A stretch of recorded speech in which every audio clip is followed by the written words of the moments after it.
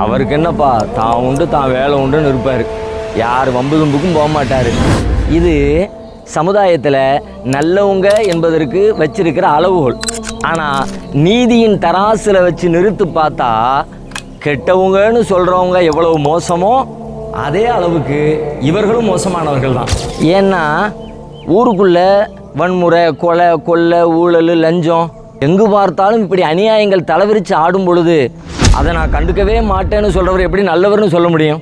இது அவருக்கும் அவர் நல்லவர் இல்லை, சமுதாயத்துக்கும் அவர் நல்லவர் இல்லை. ஏன்னா இந்த தீமைகளுக்கு எதிரான ஒரு போராட்டத்தை அவர் முன்னெடுக்கலாட்டி இந்த தீமைகள்னால அவரே பாதிக்கப்படுவார். குர்ஆன் சொல்லுது, வத்தகு ஃபித்னத்தன் லா துஸீபன்னல்லதீன ஸலமூ மின்கும் ஹாஸா. ஒரு சோதனையை நீங்கள் பயந்துக்குங்க, அது உங்களில் அநியாயம் செஞ்சவங்களை மட்டும்தான் பிடிக்கும் என்பதல்ல. இவர் அநியாயம் செய்யலை, இவரையும் சேர்த்து தான் பிடிக்கும்.